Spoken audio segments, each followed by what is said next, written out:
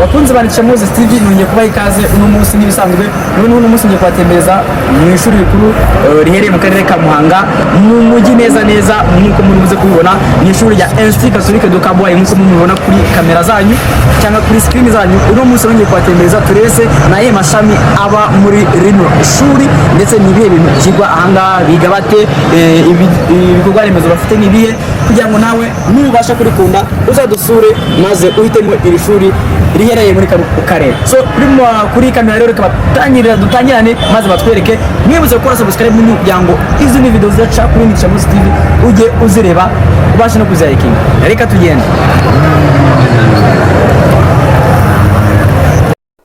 Ni kaminuza ifite inyubako ndende iherereye mu karere ka Muhanga mu mujyi neza, ifite floor zigera kuri enye. Hano mpagaze ni kuri floor ya mbere niba murimo muhabona neza.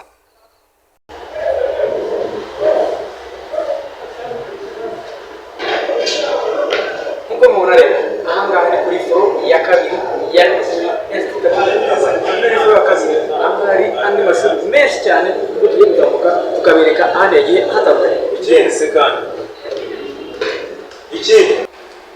ni ishuri ryiza aho wiga ukiga ahantu heza cyane ufite ibikoresho by'ibanze. Dore nk'izi ntebe twigira mu gihe udashaka yuko ushaka wiga ushaka kugira ndetse mu gihe ushaka kwandika ukabona intebe yawe maze ukandika. Dufite taburo nziza cyane zibasha gufasha mu kudisplayinga note. Ni taburo nziza cyane aho zitakunda kwinyeganyeza ku buryo zabangamira umuntu uri mu wiga. Kandi nanone dufite ibibaho bindi byo kwandikaho mu gihe ushaka kwandika, nanone nabyo turabikoresha ku rundi ruhande. Dufite kandi project nziza zisaba ko uzaza n'ibyo utegura kwimura cyanga note wabashyize ku kibaho abanyeshuri bazibona nziza kandi aho zabe heza aho ubasha projectinga ibyo neza nagira kimwe cy'ikuru. Ndakeka amazi nziza rero ubona ko dufite amashami agiye atandukanye uko mbona hano dufite Institut Catholique de Kabwayi murayibona, dufite academic programs. Izi ngizi ni programme dufite nka education none ko dufite English, French, English Nyarwanda, English Swahili cyangwa English and History. Dufite n'andi mashami agiye atandukanye. Ubu ushaka rero kuza kwiga aya mashami yose ubu dusanga hano mu karere ka Muhanga tuherereye mu mujyi neza rwagati. Iyo uje uruta uko dusanga hano mashami ndacye kuri kamera bayaberetse yose ukuntu agiye ameze ndetse hasi maze ugasanga website yacu mushobora gusura kuri www.ick.as.rw. Misango izi ni department cyangwa amashami aherereye muri ICK Institut Catholique de Kabwayi. Ndabashimiye rero mukomeze muze tubereke n'ibindi.